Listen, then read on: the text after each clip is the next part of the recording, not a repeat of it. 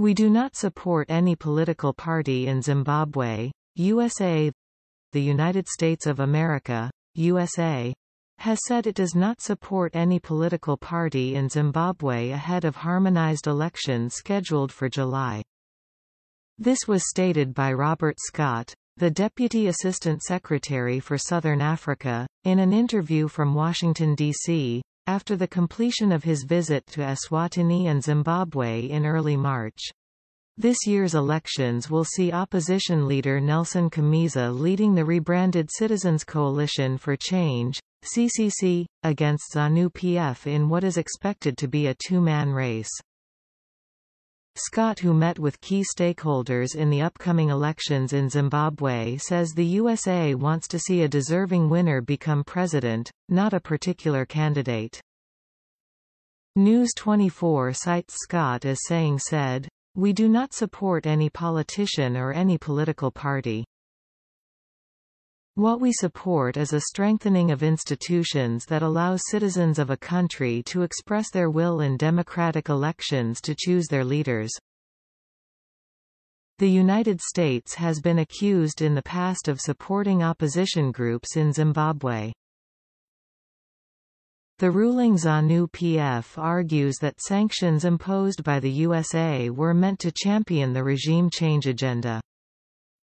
However, the U.S. denies any involvement in such actions.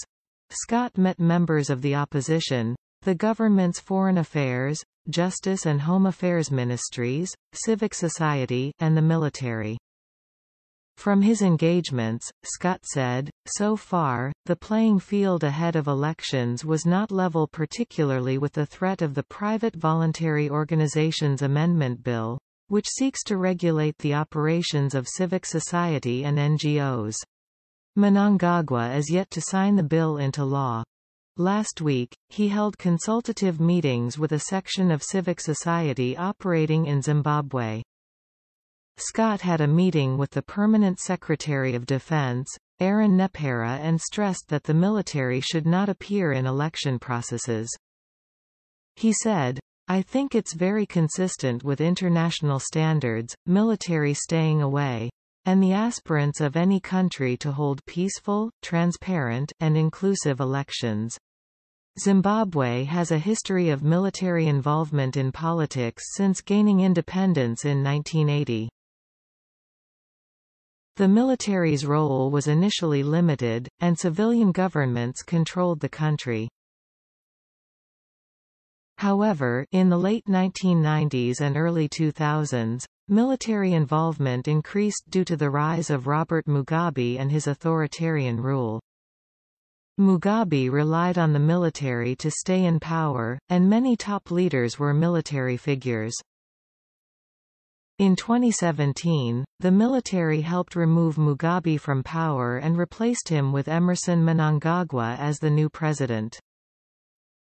Mnangagwa has tried to distance himself from Mugabe's authoritarian style, but the military still has a significant role in politics. Critics say that the military's involvement in politics has damaged democracy and contributed to Zimbabwe's economic and social problems. Supporters argue that the military has helped maintain stability and protect the country's